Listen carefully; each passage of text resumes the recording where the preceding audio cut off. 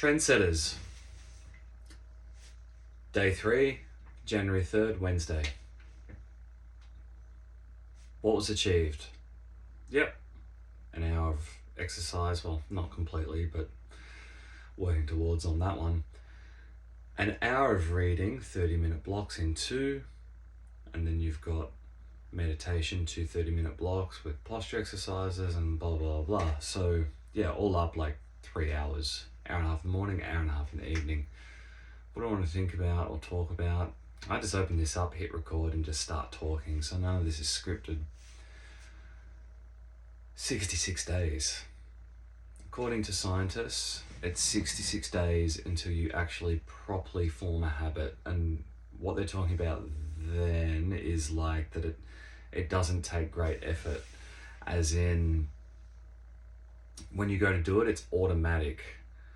So I think it depends on what level you're at. Like if you're already a good runner and you want to run every day and you're already running 4 times a week, well, you could probably make that a regular pattern. But I think they take the average. So, you know, for some people it's going to take 20 days or 21 days, as many people say. Or for some people it's going to take 120 days. Like it just depends on what level you're at and at what intensity like you're trying to do your new goal at. For example, if it's like 10 push-ups and you want to make that a habit, that's pretty easy. But if you said you're going to do 500 push-ups, 500 sit-ups, I can understand why that might take 50 or 100 days to get to that level, because you'd have to build your way up to it, and it's just at a more intense level. Not taking on too much is important, but in saying that, don't use that as something to do too little. I know that might sound contradictory, but when I say don't do too much, don't try and work on all the different areas of your life at once. So like an example of that is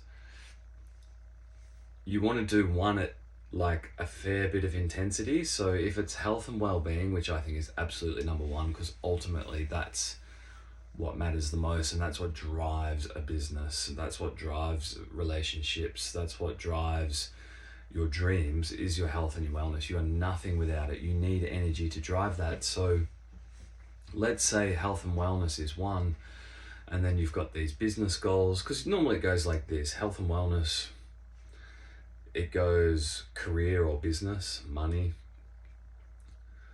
passions and hobbies, family and relationship, and there's basically the 4 or 5 core areas of someone's life that are important and to build on. So, you know, what you might do is focus on health and well-being, you know, running, meditating, stretching, reading, all those things that I'm currently doing. You might do that for a few months, you know, 66 days, for example, and then that just becomes a habit. Then when you need to amp it right up, let's say like the exercise component of it or the meditation component of it, you can easily do that, because if you're already doing 30 minutes of meditation and then you go, I'm going to bump it up to 45 minutes, pretty easy. And then you can go, right, well, now that that's all automatic, that doesn't even feel like too much effort, let me focus more intensely on the business stuff and like go pretty hardcore at that. You know, what is the one thing that you need to do in the business? Is that phone calls? Is that more marketing? Whatever it is. So although you're doing all the things at the same time, it's not like you're never just working on your well-being. You're always going to be working on your relationships. You're always going to be working on your business.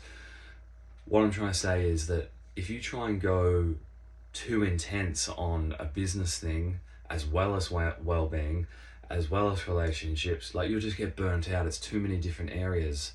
You won't be able to get that momentum. You'll just burn your fuses. You've got to work your way up to it. But I do believe in having one area at an intensity, and I think the priority, the first area anyone should look at, is the health and the wellness, the meditation, the reading, the exercise, the stretching, all of those things. So here we are, day 3.